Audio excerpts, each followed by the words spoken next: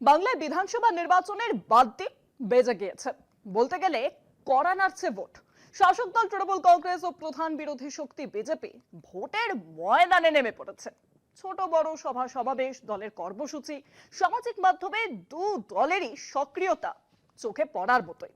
কিন্তু টানা 34 বছর বাংলার শাসন ক্ষমতায় থাকা এবং একসময় দেশের অন্যতম প্রধান রাজনৈতিক শক্তি সিপিএম এখন কোথায় দাঁড়িয়ে?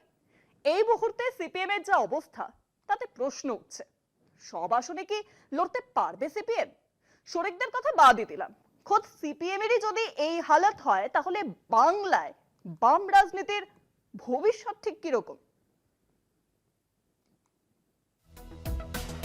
বাংলায় ভোটের দামামা বেজে উঠেছে, কিন্তু সিপিএম কোথায়? শাসক দল তৃণমূল কংগ্রেস ও প্রধান বিরোধী শক্তি বিজেপি ইতিমধ্যেই মাঠে নেমে পড়েছে। সভা সমাবেশ, কর্মসূচি, সামাজিক মাধ্যম সব ক্ষেত্রেই এই দুই দলের তৎপরতা চোখে পড়ছে।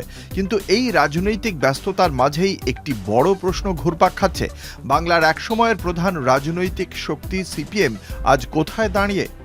2011 সালের পর থেকেই একের পর এক নির্বাচনে ভরাডুবির ফলে সিপিএমের সাংগঠনিক শক্তি ক্রমশ ক্ষয়প্রাপ্ত হয়েছে। বুথ স্তরে কর্মীর অভাব, জেলা নেতৃত্বে দুর্বলতা এবং গণসংযোগের ঘাটতি সব মিলিয়ে সিপিএম আজ অস্তিত্ব রক্ষার লড়াইয়ে ব্যস্ত। বিধানসভা হোক বা লোকসভা, সাম্প্রতিক নির্বাচনে সিপিএমের ভোট শতাংশ কমেছে, বিধায়ক বা সাংসদের সংখ্যা পৌঁছেছে শূন্যের কোঠায়। বিধানসভা নির্বাচন 2011, মোট আসন 294, ভোট শেয়ার 30.08%, আসন 40। বিধানসভা নির্বাচন 2016, মোট আসন 294, ভোট শেয়ার 19.75%, আসন 14। বিধানসভা নির্বাচন 2021, মোট আসন 292, দুটি আসনে ভোট হয়নি, ভোট শেয়ার 4.73%, আসন 0। লোকসভা নির্বাচন 2014, মোট আসন 42, ভোট শেয়ার 22.07%, আসন 2। লোকসভা নির্বাচন 2019, মোট আসন 42, ভোট শেয়ার 6.28%, আসন 0। লোকসভা নির্বাচন 2024, মোট আসন 42, ভোট শেয়ার 5.70%, আসন 0। 2011 থেকে ধারাবাহিকভাবে সিপিএমের ভোট শেয়ার ও আসন সংখ্যা কমছে, প্রথমে বিধানসভাতে এবং পরে লোকসভাতেও।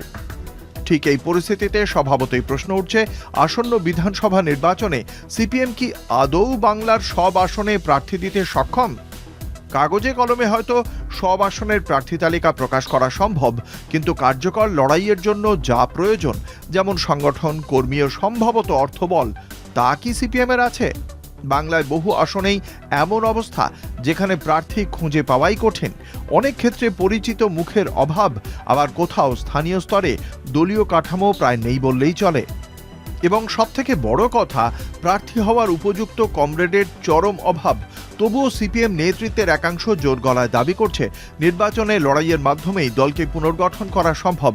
তাদের মতে সব আসনে প্রার্থী দিয়ে রাজনৈতিক উপস্থিতি বজায় রাখা জরুরি।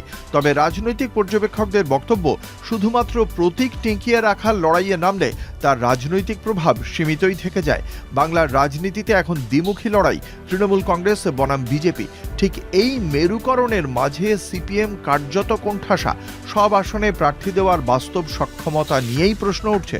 প্রশ্ন হলো, সিপিএম কি 2026-এর নির্বাচনে নিজেদের শক্তি পুনরুদ্ধারের পথে হাঁটবে, নাকি শুধুমাত্র নামমাত্র উপস্থিতি নিয়েই সন্তুষ্ট থাকবে? বাংলার বাম রাজনীতির ভবিষ্যৎ সেই উত্তরের দিকেই তাকিয়ে। কনাদ দাশগুপ্তের রিপোর্ট, কলকাতা টিভি।